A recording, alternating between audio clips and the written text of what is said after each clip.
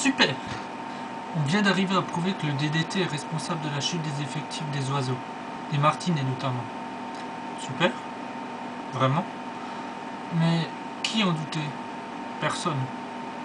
À part les industriels eux-mêmes qui font semblant d'y croire et font tout pour brouiller les pistes.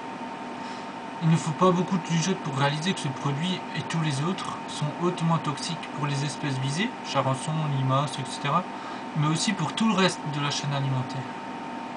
C'est doublement élémentaire.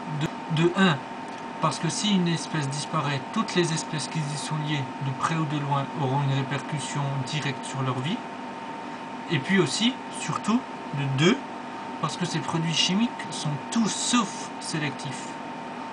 On parle d'insecticides, de pesticides, de fongicides, etc., etc., mais au final, tous ces produits ont le même rôle, détruire la vie. Ainsi, les insecticides qui sont censés tuer les chenilles et autres criquets, les tuent effectivement, mais tuent absolument tout le reste. Tous les insectes y passent, tous les mammifères, les oiseaux, les reptiles, tout. Et idem pour les végétaux. Même si certaines espèces arrivent à survivre, c'est avec un profond changement dans leur métabolisme. Faut-il vraiment plus de 60 ans pour prouver une évidence?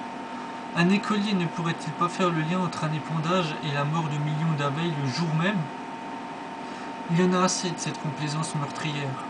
Mais, je le sais bien, la plupart s'en foutent complètement que des papillons, abeilles et autres criquets.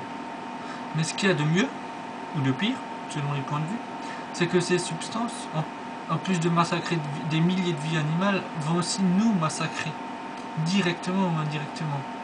Déjà parce que ces substances s'infiltrent dans les sols et vont rejoindre les eaux, qu'on va alors consommer, même en la traitant.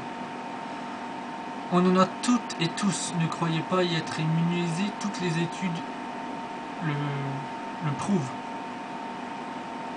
Ensuite, parce que, je l'ai dit juste avant, mais ces substances ne sont absolument pas sélectives. On a des milliers de personnes qui sont directement atteintes de divers troubles liés à ces substances qui s'attaquent aussi à nous, les paysans en premier. Alors, utilisez de l'insecticide dans votre chambre si vous voulez. Moi, cela fait bien longtemps que je n'en utilise plus une seule goutte. Et je ne parle même pas de l'augmentation des cancers et de l'obésité, qui serait, oh surprise, aussi liée plus ou moins directement à tous ces cocktails chimiques. Vivre, survivre. La question peut se poser.